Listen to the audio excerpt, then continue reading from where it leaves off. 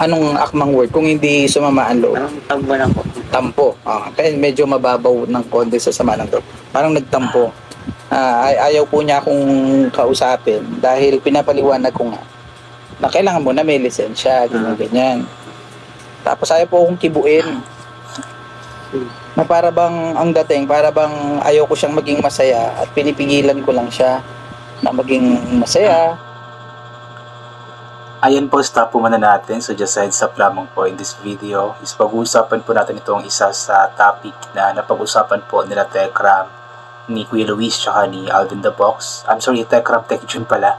Ito po ay patungkol nga po dito sa nasabi nila na nagtampo nga daw po si Luis kay Tito John. Ito po ay about nga po sa lisensya kasi alam naman po natin na gustong-gusto talaga ni Luis dati na pumunta or kapag pupunta siya ng school ay magmumotor na lamang siya. However nga po, wala siyang lisensya tapos dadaan siya sa national highway. So, delikado po yun at bawal po talaga yun kasi ang pinakaunang requirement talaga kung mag-drive ka ng any kind of vehicle or vehicles ay lisensya talaga. At para sa mga kabataan, just like Luis na 17 years old, so kailangan po niya ng, I believe, SP or student permit. So, yun po yung pinakakailangan talaga kahit na kahit na hindi national highway, kahit na barangay road or street road.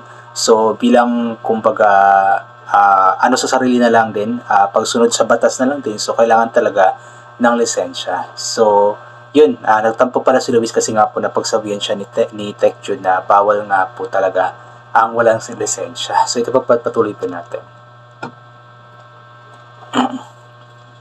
May recent po kaming naging para bang conflict, no, Kuya Luis, naalala mo about sa license. Okay, para lang, kumbaga ito aral naman na din sa'yo, no, kumbaga nang tapos naman na to.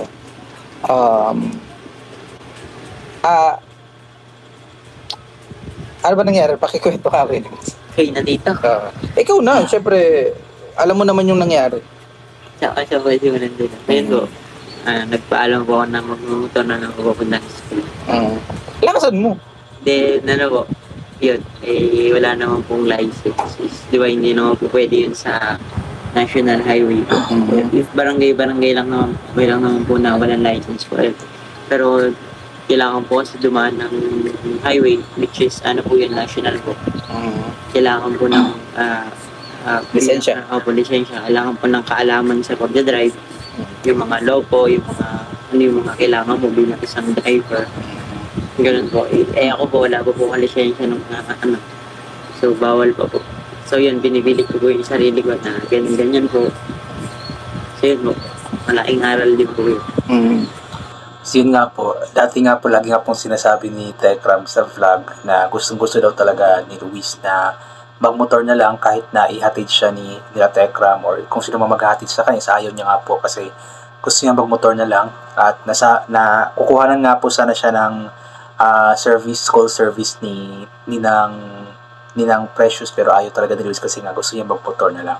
So yun nga po pala ay kaya pala nakapag-decide si Luis na kumuha na lamang po ng lisensya kasi nga po yun po yung laging sinasabi sa kanya nila Tekram, ni Tekjun, at nagtatampo pa nga daw po ito kay Tekjun dahil nga po sa napagsabihan nga po na kailangan nga talaga ng lisensya, which is kailangan talaga yun yung inulit ko nga po yun po yung pinakaunang requirement talaga kung gusto mo mag-drive ng any kind of vehicle. Kailangan talaga ng lisensya. At inulit ko nga din na hindi lang sa national highway, maging sa mga barangay road, street road. Although hindi siya huhulihin siguro kung nasa loob ng street na kalsada, pero bilang na lang din po ba sa sarili, bilang pagsunod sa batas na lamang po din, at bilang for safety na lang din kasi hindi po natin alam kung ano po yung possible na mangyayari kasi nga po yung pagmumotor po ay very prone nga po sa mga aksidente at huwag naman sana mangyari yun kay Luis. Pero kung sakali man, kung wala kang lisensya ay matidihado ka talaga kapag wala kang lisensya. Kaya kailangan talaga ni Luis na maglisensya, kumuha ng lisensya and di ko alam kung ano update kung ano na po yung about sa lisensya niya since nag-process na nga po sila ni Tekram about nga po doon. So abangan na lamang po natin yung update sa lisensya niya. Medyo parang po kasi si Kuya Luis, para bang hindi ko alam kung yung term ba sumama ba ang loob? Hindi. Ano bang akmang, ano bang word? Anong akmang word kung hindi sumama ang loob? Parang tambo lang po. Tampo. Kaya medyo mababaw ng konti sa sama ng loob. Parang nagtampo. Ayaw po niya akong kausapin dahil pinapaliwanag ko nga na kailangan mo na may lisensya, ganyan. Tapos ayaw po akong kibuin. Na para bang ang dating, para bang ayaw ko siyang maging masaya at pinipigilan ko lang siya na maging masaya at na parang ang komplikado naman ng mga buhay-buhay. So, pinapaliwanag ko na ano't ano mang mangyari kasi dahil national highway yan, may mga nanguhuli, may yung mga nangaharang. Nagtanong po ako dun sa empleyado sa munisipyo, may mga nanguhuli daw, weekdays, weekends. So, sabi ko kay Kuya Luis, At ang ano pa dyan sa mga nanguhuli, kasi hindi mo talaga, ay may mga times talaga na hindi mo sila mababantayan, kasi nagtatago yan sila Nagtatago yan sila para marami silang mahuli. So, paano kung si Luis yung matsambahan, matimingan na mahuli, napakalaking problema po nun, di ba? Kaya kailangan talaga niyang kumuha ng lisensya. Kung mahuli ka, wala kang lisensya, wala kang mga yung bang mga ganon, no? Pwedeng 'di ba? Ang daming maaabala. Pati ikaw sa halip na wala kang iniintinding ganong problema, problemahin mo pa. Problemahin na natin ngayon yung pag-prepare. At least wala kang magiging worst na problem. Kasi tamang proseso naman yung ginagawa. Yan Katekram, yung mga ilan lang naman tawag dito, ilang mga bagay na natutuwa naman po ako kasi si Kuya. Wait lang po, stop muna natin. At isa pa po sa napapansin ko kay Luis kapag nagmo-motor siya is wala nga po siyang helmet. So, sana kung sakali mo napanood dito nila Tekram, nila Tekjun, nila Luis, I highly advise nga po talaga or sinasuggest ko talaga na magsuot si Luis ng helmet even though malapit lang sa street lang or sa barangay lang nila, ay kailangan talaga mag-helmet for the safety din po yun. Kasi inulit ko nga po na delikado po yung pagmumotor at very prone po yun sa mga aksidente. Inulit ko nga po, wag naman sanang mangyari, pero since mahilig siyang magmotor talaga is kailangan talaga niyang magsuot ng helmet at any kind of pang-protekta nga po sa katawan niya. Kay Luis, hopefully yung aking pong dalangin kay Lord na mas maintindihan niyang magtiwala. Kung ano man po yung aming ipinapayo sa kanya, yung magtiwala ka na itong sinasabi namin sa iyo ay sa kapakanan mo at sa kapakanan ng iyong pamilya. Di ba? Isipin mo yon, mahuli ka. O lahat kami maaabala doon. Hindi naman sa ayaw ho nating maabala. Ang punto is, gusto mo ba yon?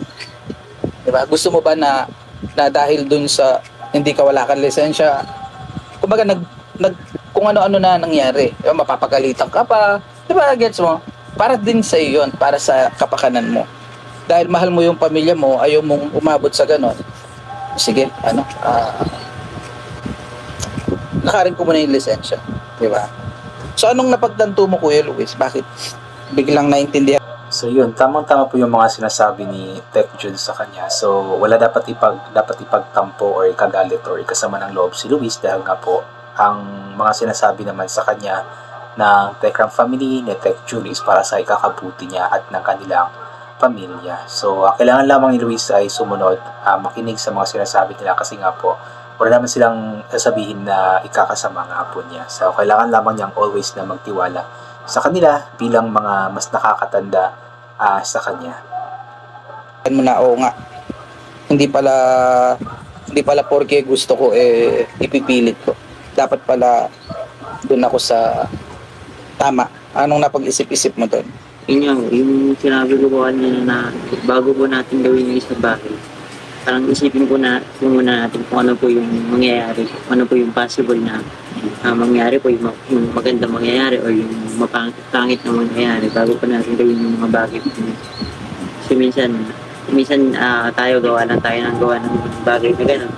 Hindi naman po natin iniisip kung ano po yung mga posibilidad na mangyari po gano'n.